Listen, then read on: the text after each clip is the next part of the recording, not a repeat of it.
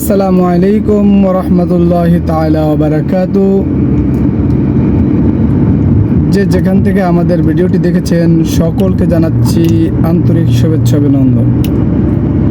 আশা করি সকলেরই রমজান মাসের বরকতময় দিন ভালোই কাটছে।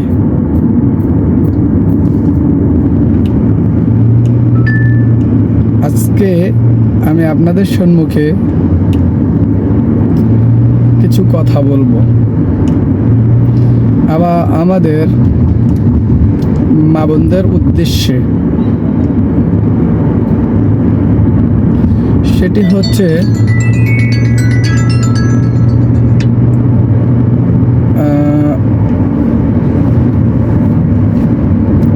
এখন সবাইরই হচ্ছে অ্যান্ড্রয়েড হাতে মোবাইল, ডিজিটাল বাংলাদেশ। আর ডিজিটাল বাংলাদেশে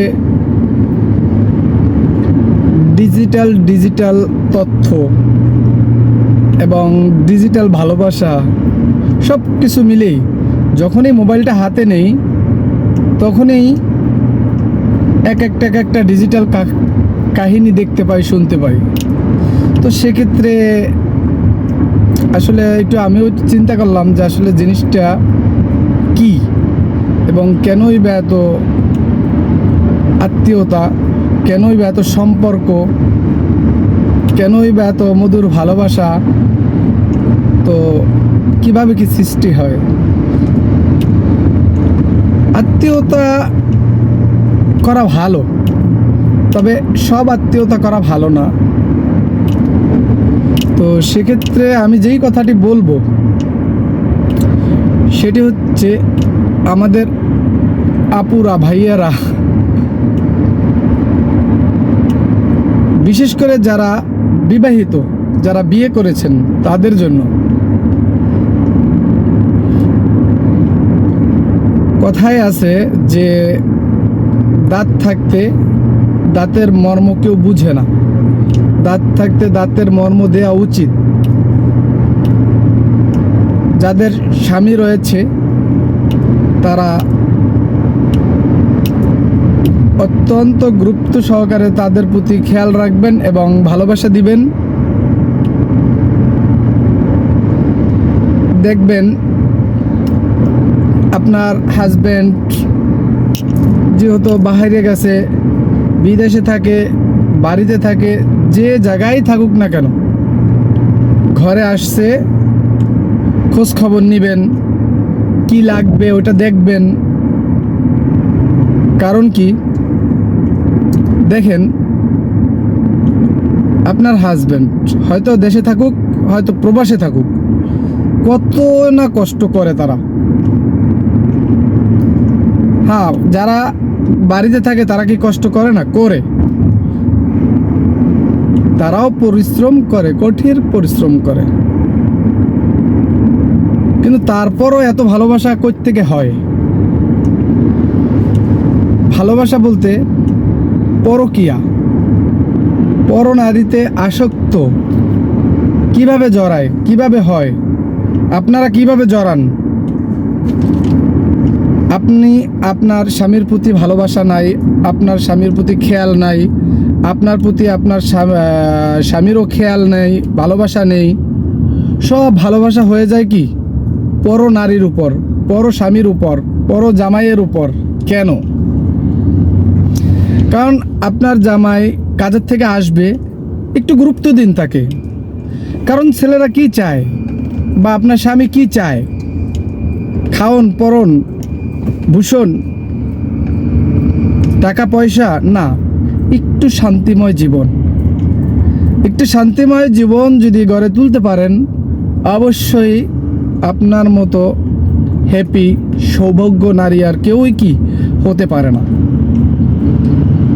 আপনার হাজব্যান্ড বাসায় আসছে, যান, যাইয়া যতই কাজ থাকুক না কেন, কাজ বাদ দেন, 10 মিনিট তাকে সময় দেন, 10 মিনিট তাকে সময় দেন, জিজ্ঞেস করেন, কিছু বলেন, বা এক গ্লাস পানি দেন, বা বাহির থেকে আসছে জামাটা খুলে দেন, তখন কি আস্তে আস্তে আস্তে দোনোজনের প্রতি কি একটা ভালোবাসা সৃষ্টি হবে। আর ভালোবাসা যদি সৃষ্টি করে নিতে পারেন, তাহলে তো মনে করেন আপনার হাজব্যান্ডও কি অন্য কোথাও যাবে না, অন্য কোনো চিন্তা করবে না। আর হাজব্যান্ডরাও যদি একটু ওয়াইফকে গুরুত্ব দেয়, সবাইকে সময় দেয়, তারাও কি মন এদিক ওদিকে হবে না। আর বিশেষ করে পরকীয়াটা আমাদের দেশে বেশি দেখতেছি, নেট খুললেই। কারণ কি অন্যান্য কান্ট্রিতে পরকীয়া হয়, সমস্যা হয়, কিন্তু আমাদের দেশের মতো এত ডিজিটাল না। আমাদের দেশে হয় কি একটু কিছু হয়েছে বাস মোবাইলটা ওপেন করবে, ফেসবুকে অন করবে, ফেসবুক অন করে কি সোশ্যাল মিডিয়ায় ছেড়ে দিবে। তো এই জন্য মানে আমাদের দেশে বেশি দেখা যায়। এই যে রমজান মাস চলতেছে, এখনও সবাই তো একটু ঘুমাতে যাওয়ার আগে একটু ফ্রি টাইমে হলেই মোবাইলটা দেখি। আর মোবাইলটা দেখলেই কি এক এক ইতিহাস, এক এক কাহিনী। 46 বছরের বয়স্ক মহিলা 18 বছর ছেলের প্রেমের টানে হাজির হয়েছে। অহরহ ঘটতেছে এরকম ঘটনা। এমনও দেখা গেছে কিছুদিন আগে যে এক মেয়ে 4 জনের সাথে প্রেম করে, তখন তার হাজবেন্ড জানতে পায়। কিন্তু জানতে পাওয়ার পরে সেও একটি কি নকল আইডি বানিয়ে রূপ ধারণ করে এবং তার সাথেও কি পরকীয়ায় জড়িয়ে যায় এবং তাকে ডেট দেয় দেখা করার। ডেটে গিয়ে ধরা খায়।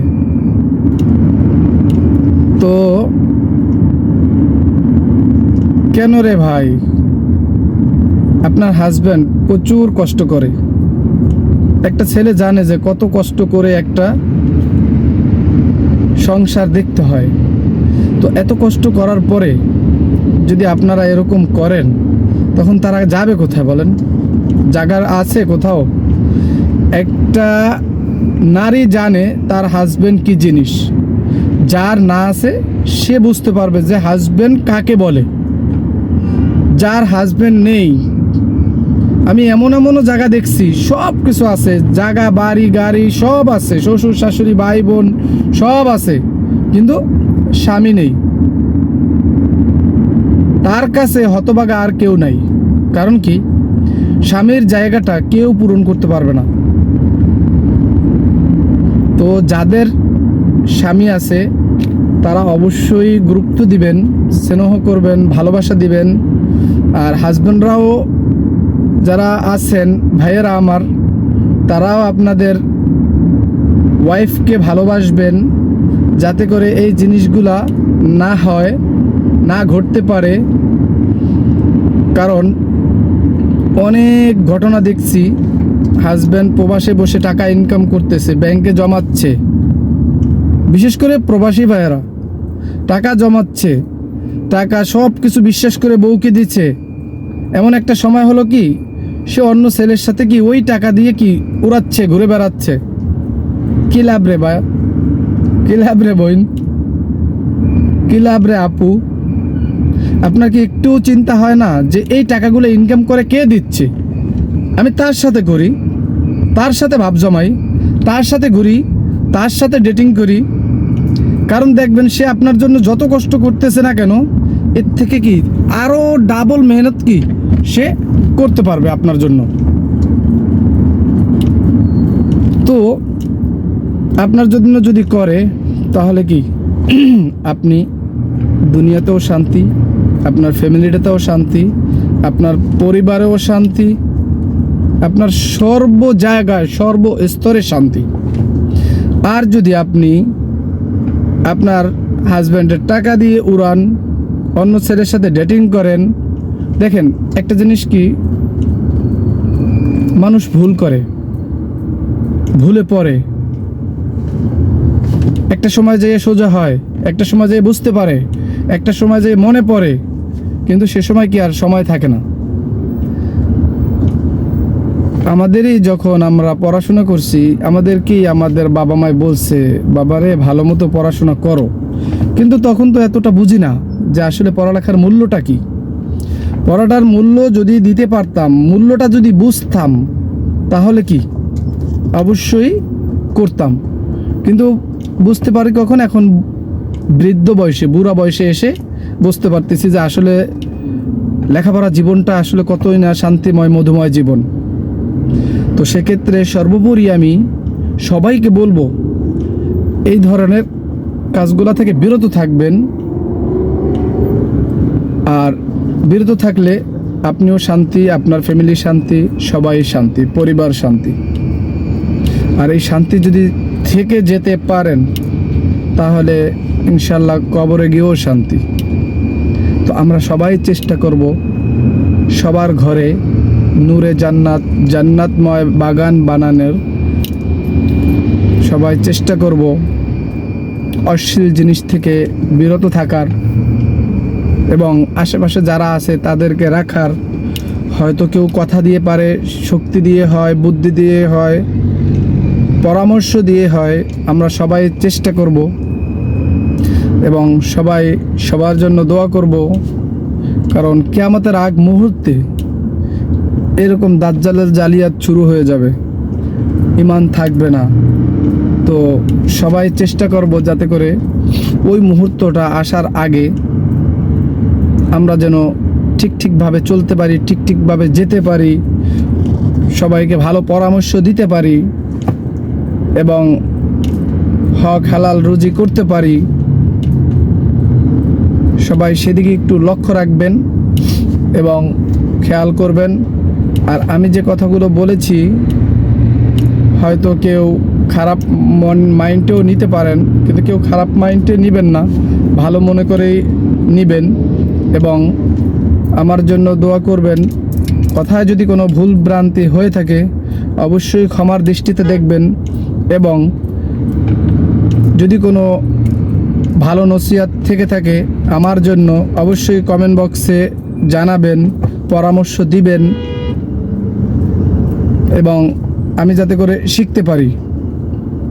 কারণ ভুল মানুষ করে, ভুলে পড়ে, সংশোধন হয়ে চলে।